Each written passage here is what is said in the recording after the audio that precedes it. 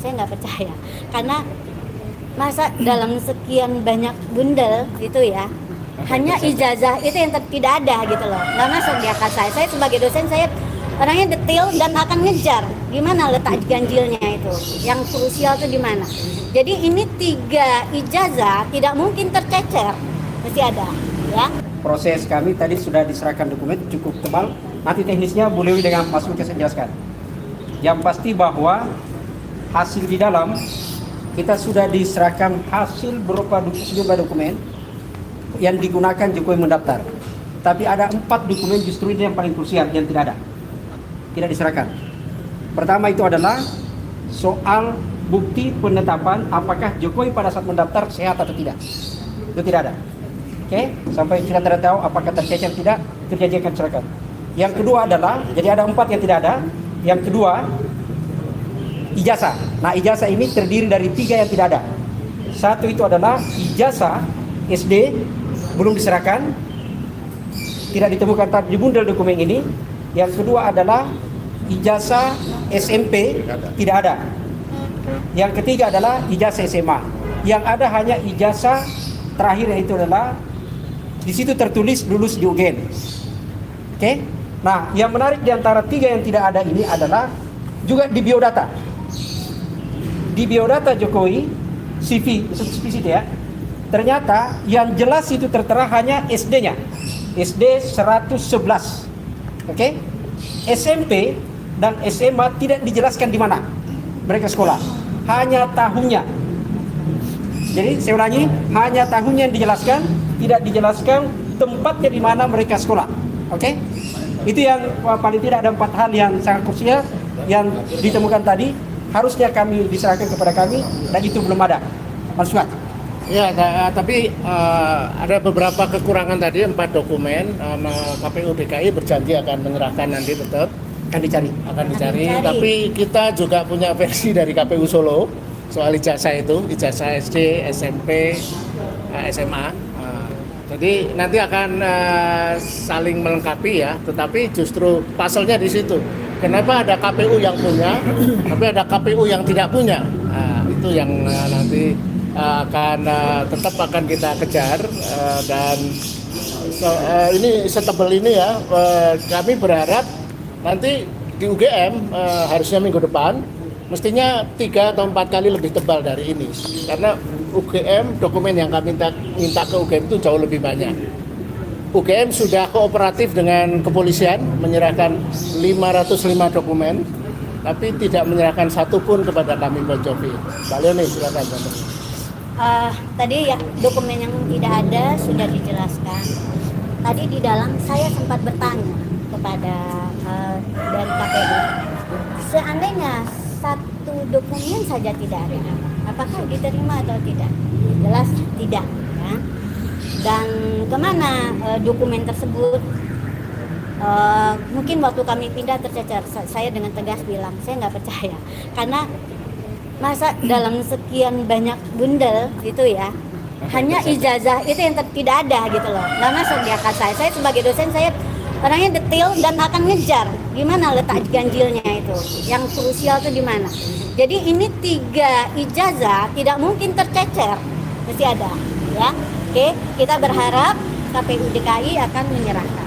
Kemudian satu hal yang penting adalah tadi saya juga meminta bahwa semua dokumen berkas pencalonan tersebut itu nanti bisa diakses ya, diakses oleh publik melalui sistem informasi yang dimiliki oleh KPU. Karena itu penting untuk transparansi publik, bukan hanya ditayang sebentar lalu hilang gitu loh. Pada kalau kita mau demokrasi ini bagus, transparansi itulah kuncinya. Bukan diperlakukan sesuka hati dari penyelenggara, tapi harus taat pada aturan. Nah itu. Ya, yang penting juga tadi kan kita ada diskusi lah, dialog. Ada beberapa kekurangan, terus kita informasikan apa yang kami dapat dari KPU Pusat dan KPU Solo. Intinya adalah yang dilakukan Bon Jovi itu adalah memberikan PR kepada KPU, bagaimana melacak, meretrieve dokumen. Nah, yang paling penting adalah agar semua ini, kecacatan ini, kelemahan ini tidak boleh berulang dalam pemilu pilpres selanjutnya, pilkada selanjutnya tahun 2029 dan sebelumnya. Itu yang paling penting poin kita datangi KPU kali ini, dan monggo nanti teman-teman juga meliput ketika kami mendatangi UGM, ya. Berarti ijazah Gibran harusnya berkas pendaftarannya harusnya terbuka. Ya. Tidak hanya Gibran, siapapun yang publik ingin tahu, dan itu isinya otomatis. Bro Petrus mau udah nambahin? otomatis. Hah? Nah, Cukup ya? Petrus sama- Terima kasih. Udah. Ya. Cukup. Oke, terima kasih. Terima kasih. Terima kasih ya. Mau di ya ini Terima kasih teman-teman. berkas tebal ini banyakan sih kurang penting ya, sekunder. Oh, justru penting. Ini memverifikasi. Oh, gini. Jika tidak ada Pak Lukas, peraturan ini, Gini saya jelaskan soal mengenai tidak itu bisa Pak. Mungkin di luar mengetahui. ini ya, kepolisian yang menerima dokumen 505 dari UGM itu gimana kelanjutannya Pak? Nah ya itu kan kita akan gugat juga, sudah kita gugat prosesnya, surat nanti akan disidangkan mestinya paling lambat pertengahan bulan depan. Paling lambat. Itu paling mungkin kalau ibarat pertandingan itu paling seru. Karena kan semua dokumen-dokumen penting sekarang ada di tangan kepolisian. Sementara UGM sendiri bilang kepada kami tidak punya, tidak dalam kuasaan UGM dan tidak memiliki dokumen itu. Jadi kami belum dapatkan satu lembar pun dokumen dari UGM, dan kita akan tunggu nanti setelah kita datangi UGM, dan semuanya akan terungkap setelah kita bersidang dengan kepolisian. Dan Bapak kan selalu menyebut Pratikno. Seberapa besar sih peran Pratikno pada soal kasus politik ijazah Jokowi? Ya, Pratikno itu kan khususnya kan yang sebagai tangan kanan Jokowi, tangan kepercayaan Jokowi, orang yang sangat memahami administrasi dan hukum ya. Dan yang penting dia mantan rektor UGM. Dan waktu itu ketika pemilihan rektor UGM yang sekarang ini kan ada sinyalemen lah, dugaan dia cawe-cawe agar yang terpilih orang yang bisa dikendalikan oleh Pratikno dan bisa menguntungkan posisi Jokowi dalam soal retrieve dokumen-dokumen, khususnya dokumen ijazah ini. Oke. Pak, terkait polisian, apakah Bapak akan mengambil langkah sama seperti FEB TNI menggugat CLS?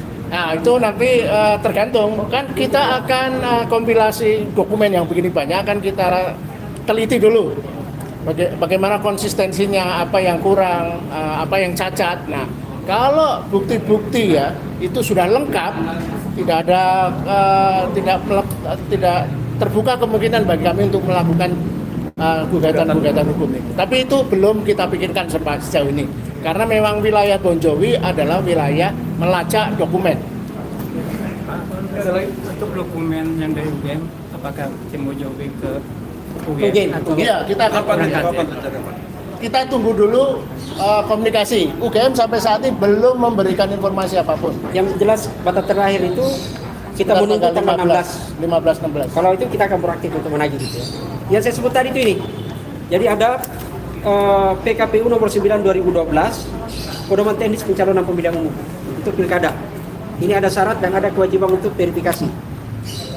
Jadi seharusnya tadi kejanggalan-kejanggalan itu diverifikasi. Verifikasi faktual itu. Kenapa tidak fotokopinya tidak sama aslinya? Kenapa tidak ada tanggal? Oke. Dan kenapa ada 3 ijazah tidak ada? Oke. Oke. Dan kalau itu tidak ada harusnya dia gugur. Pencalonannya tidak boleh berlanjut. Tidak memenuhi syarat TMS. Oke. Terima kasih teman-teman. Kita akan kembali sini.